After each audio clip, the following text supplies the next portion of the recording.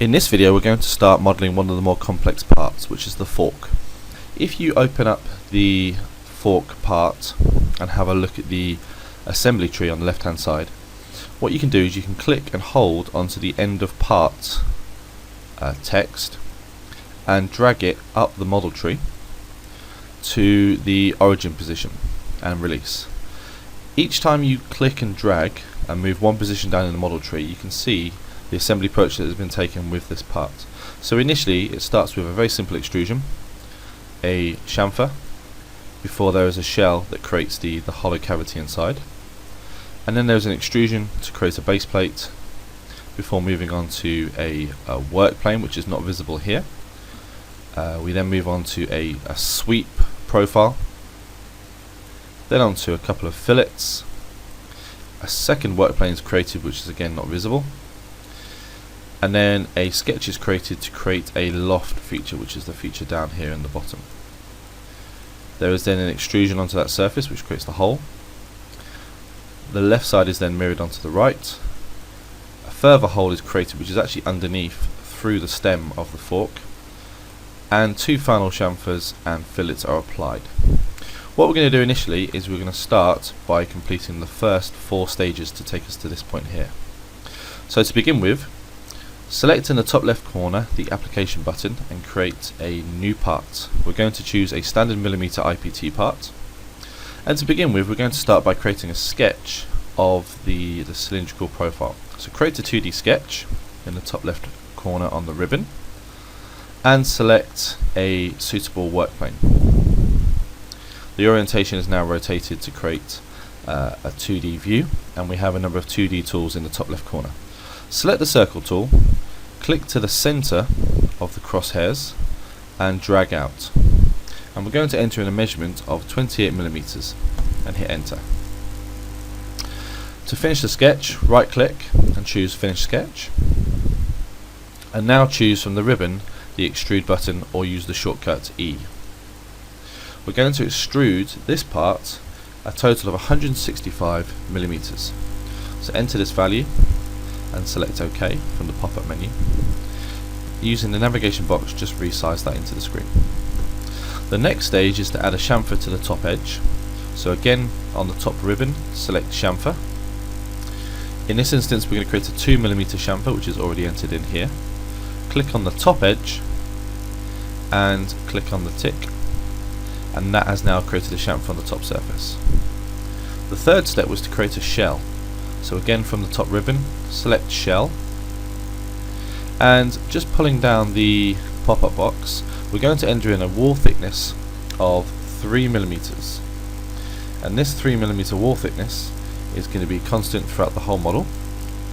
And we're going to select the top surface to remove face. So select the top surface on the model. We can see a preview of the hole that will be created, and inside the tube will be hollow, but there'll be no hole in the bottom. We're happy with this, so select OK from the pop-up, and we've now created our shell. Our next stage is then to create an extrusion on the bottom surface. To do this, we're going to create a 2D sketch and select the base surface. The orientation is now changed to a 2D view. What we're going to do now is we're going to sketch the 2D profile using a range of different tools from the ribbon. First of all, commence with the circle tool. Click to the center again, drag out, and enter in a value of 36mm and hit enter. Just scroll in, and what we're going to do now is create some geometry, some line work working around this. Select the line tool from the ribbon, and from the center move out to the right hand side, click and snap your line onto the horizontal line and drag down and click once more. Press escape to get rid of the tool, and from the ribbon select the dimension tool. What we're first going to do is set the dimension from the center of the drawing to the line. So click to the central point, click out again onto the line, and we're going to set this position just to the right of the line. So this is the distance between the center point and that line, and we're going to enter that at 32.5mm. Hit enter. What we're now going to do is set the dimension of this line. So again, dimension tool, click on the line this time and click to the right hand side, and this time we're going to enter a measurement of 25 millimeters and hit enter. We're now going to constrain this line to the central point. To do this, from the constraints, choose the horizontal constraint, click on the center point, click on the top of the line, and the line will now snap to that central position. Back to the ribbon at the top, choose the line tool, and starting the line from the top of this line that we've drawn here, click once, drag out, and then very carefully run the line up the edge of this circle until you see the symbol shown, which is a tangent symbol, showing that the line will reach the circle at a perfect 90-degree tangent, and click once more. We now have a line joining from that circle down to the edge. From the bottom of this right hand sided line, click again, drag out, and this time drag below the center and click once more and press escape. What we're now going to do is we're now going to set that position from the center point. So choose the dimension tool, click to the center circle and click to the end of this line and drag out. This value needs to be 30 millimeters. So now we have a constrained position here and a constrained line here. What we now lastly need to do is constrain this line here. To do this, we can click on this line and drag out a dimension. As you can see, once we tick this, this is now completely constrained and dimensioned this line. We have not had to enter this dimension because it has been already set elsewhere.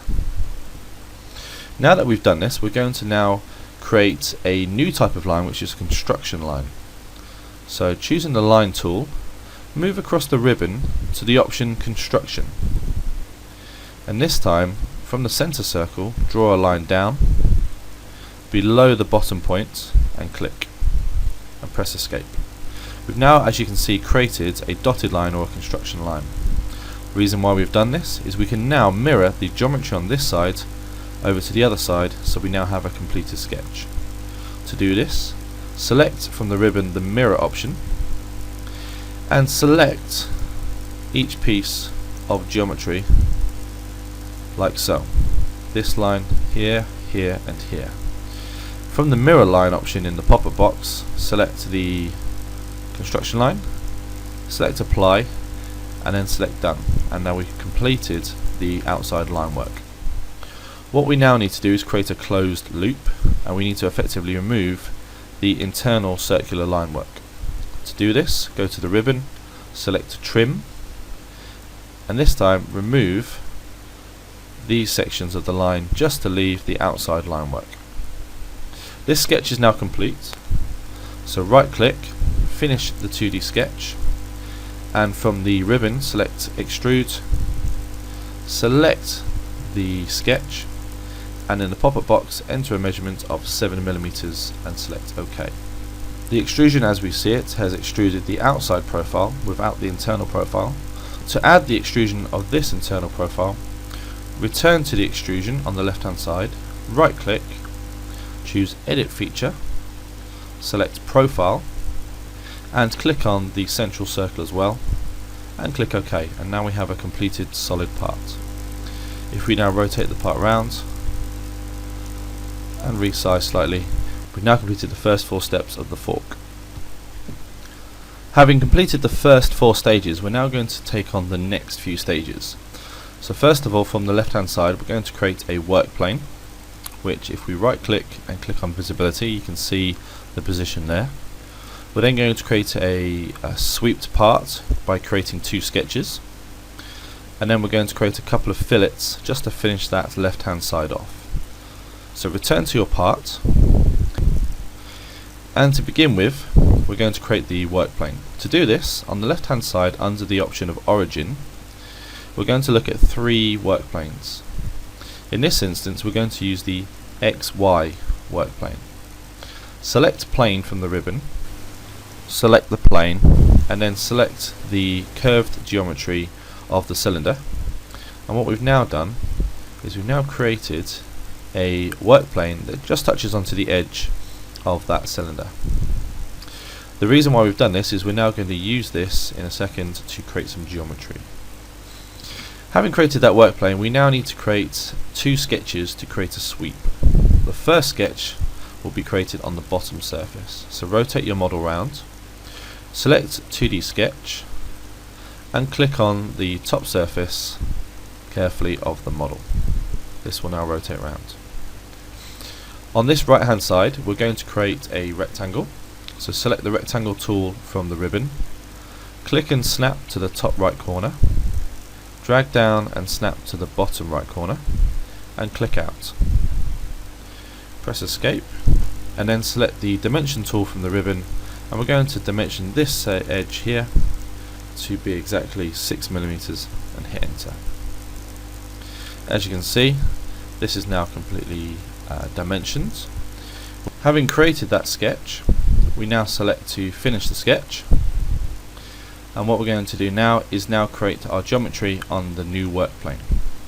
So in this instance, select from the ribbon 2D sketch, and this time select the new work plane that we've created. What we're going to do now is create some line work from this corner here down and along to create the sweep plane for that first sketch. Before we can do this, we need to select the option to project geometry from the ribbon, and we're going to project this edge here to allow us to now snap to that corner and begin modeling. This is now highlighted in yellow to show that we can snap tools to that edge.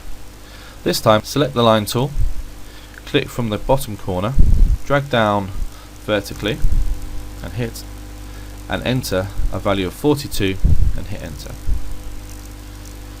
This time drag horizontally, enter a value of 12 and hit enter. Then drag vertically down again, enter a value of 26 and hit enter, and now choose the escape option. What we're now going to do is apply two fillets. The first fillet from the ribbon is going to have a value of 7.5mm, which we'll enter into the pop-up box now, and we're going to select this first right corner here. We're then going to change the fillet to be 3.5mm, and we're going to select the opposite corner. Close the fillet pop-up box, and our 2D geometry is now created. So finish that sketch. As you can see, what we now have is a rectangular sketch and a line sketch for which the rectangle is going to follow.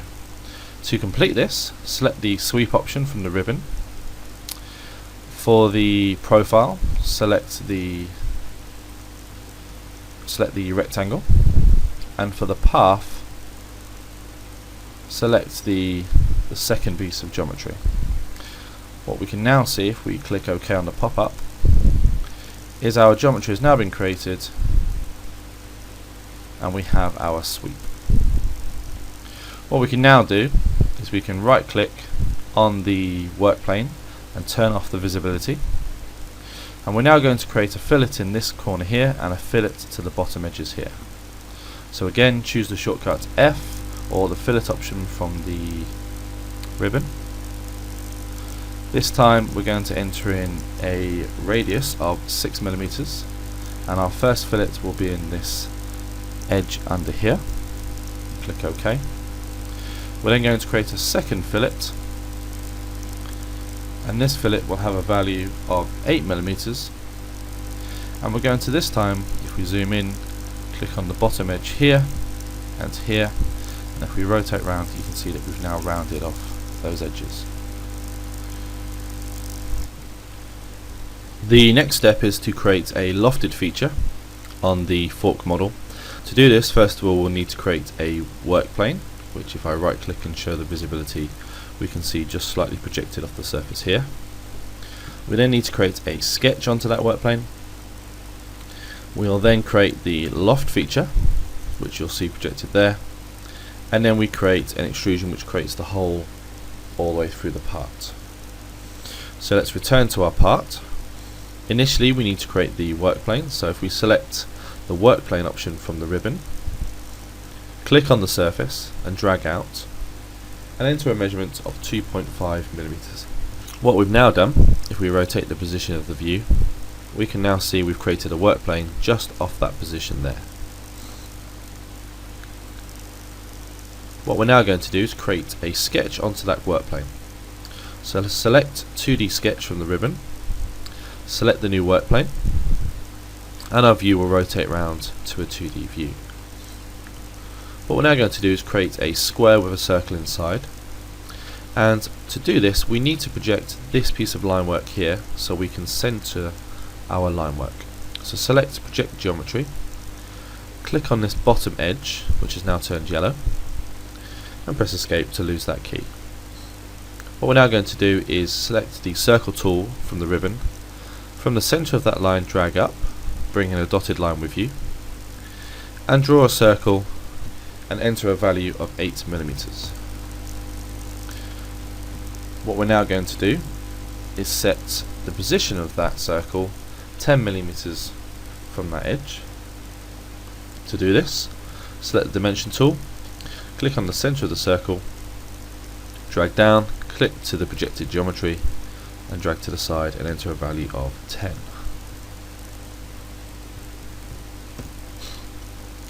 What we're now going to do is just very quickly define a square around that circle. So take the rectangle tool, draw the rectangle loosely around the circle,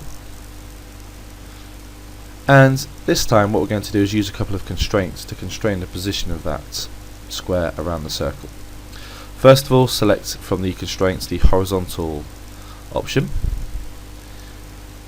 and we're going to click to the center of that square and to the center of the circle, and then we're going to choose the vertical constraint, and this time choose the center of our projected geometry and the central position of that square. We're now going to select and add dimensions to the edges. Each of these are going to be entered in at 10mm. And what we've now done is we've now constrained the outside square with blue line work. Lastly, we're going to constrain the circle to the central position on this projected line work. So select the vertical constraint, select the middle of the circle, the middle of our projected geometry, and our line work is now blue. So the sketch is now completely constrained.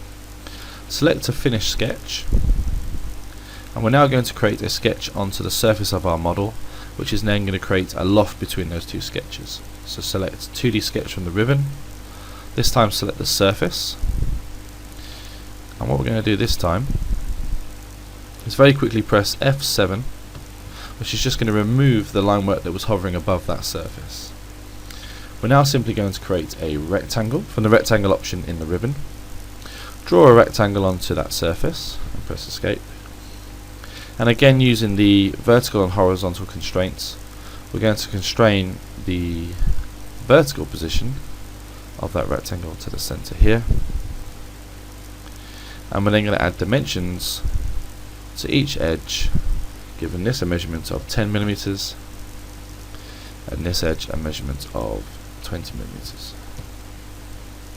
The last thing we need to do is to set the dimension from this bottom projected edge to the bottom of this rectangle.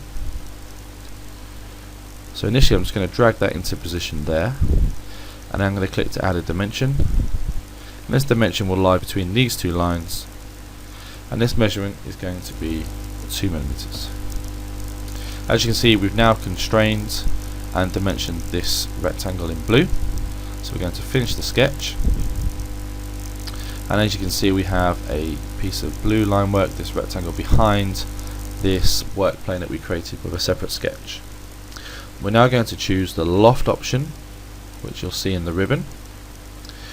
In the sections box on the pop-up, click to add, and make sure we click first of all the surface, but then click a second time to make sure we select the grey box that represents the rectangle on that surface.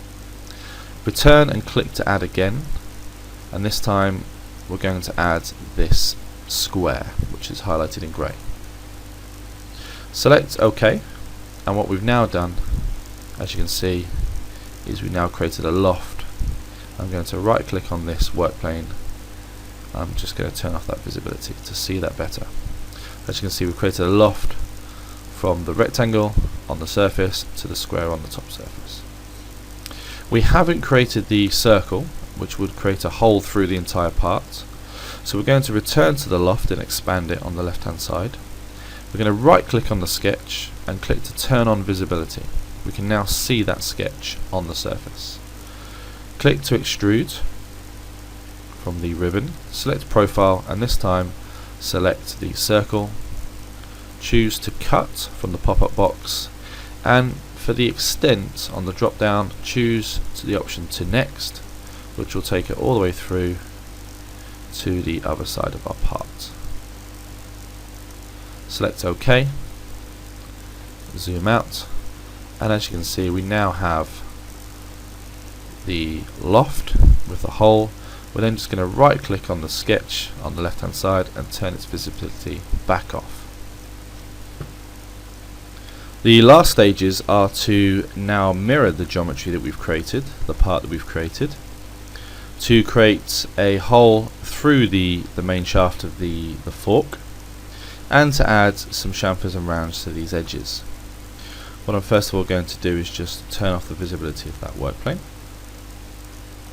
So as you can see, we're going to mirror the parts that we've just modelled, create a hole which is actually on the underside of the model, which we can see just there, add an additional chamfer, which is a small chamfer to this edge here, and then finally to fillet the edges to give them a softened appearance.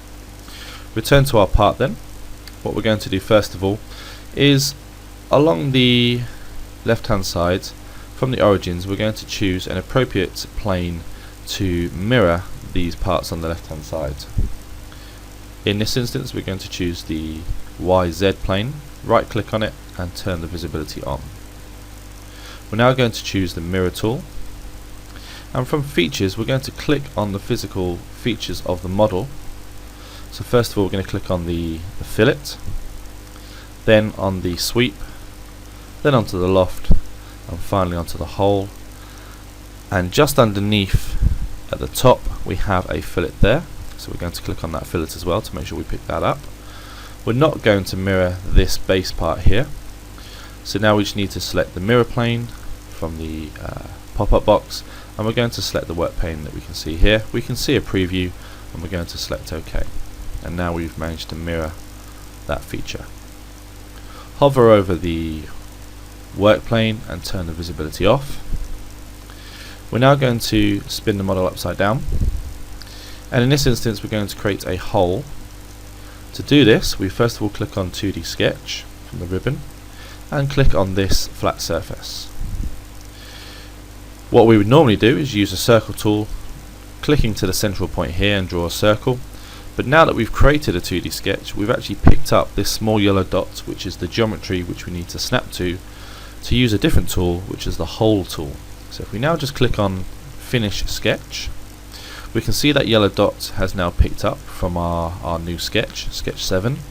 So if we now choose the hole tool from the ribbon, we can now first of all click onto that dot, which will now position the hole perfectly.